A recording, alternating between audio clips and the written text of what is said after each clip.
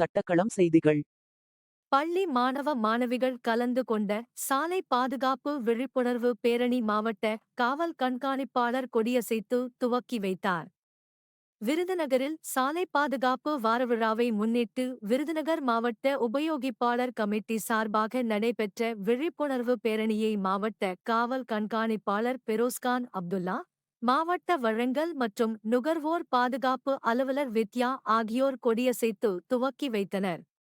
இந்த பேரணியில் கலந்து கொண்ட 300க்கும் மேற்பட்ட பள்ளி மாணவ, மாணவிகள் தலைக்கவசம் அணிவீர், உயிரிழப்பை தவிர்ப்பீர், சீட் பெல்ட் அணிவது பாதுகாப்பு, இதுவே பயணத்தின் உயிர்காப்பு, வளைவில் முந்தாதே, வாழ்க்கையை தொலைக்காதே, சாலை விபத்தில் அவசர உதவிக்கு 108, காவல்துறை உதவிக்கு 100, வாகனத்தில் வரும் புகை நம் வாழ்க்கைக்கு பெரும் பகை உள்ளிட்ட வாசகங்கள் அடங்கிய பதாகைகளை கையில் ஏந்தியபடியும் கோஷங்கள் இட்டபடியும் பொதுமக்களுக்கு விழிப்புணர்வை ஏற்படுத்தும் வகையில் பேரணியாக சென்றனர்.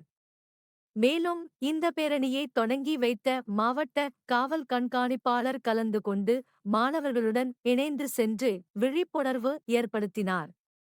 இந்த பேரணியானது TTKU சாலையில் உள்ள அரசு உதவி பெறும் ஹாஜிபி சையது முகம்மது மேல்நிலைப் பள்ளியில் ஆரம்பித்து பாவாலி ரோடு, புழு கானூரணி ரோடு, பழைய பேருந்து நிலையம், கானேசன் சந்திப்பு, மாரியம்மன் கோவில் திடல், தேசந்த மைதானம் வழியாக வந்து சீதக்காதி தெருவில் உள்ள ஹாஜி சிக்கந்தர் ஹவ்வா பிவி பெண்கள் நிலைப் பள்ளியில் முடிவடைந்தது.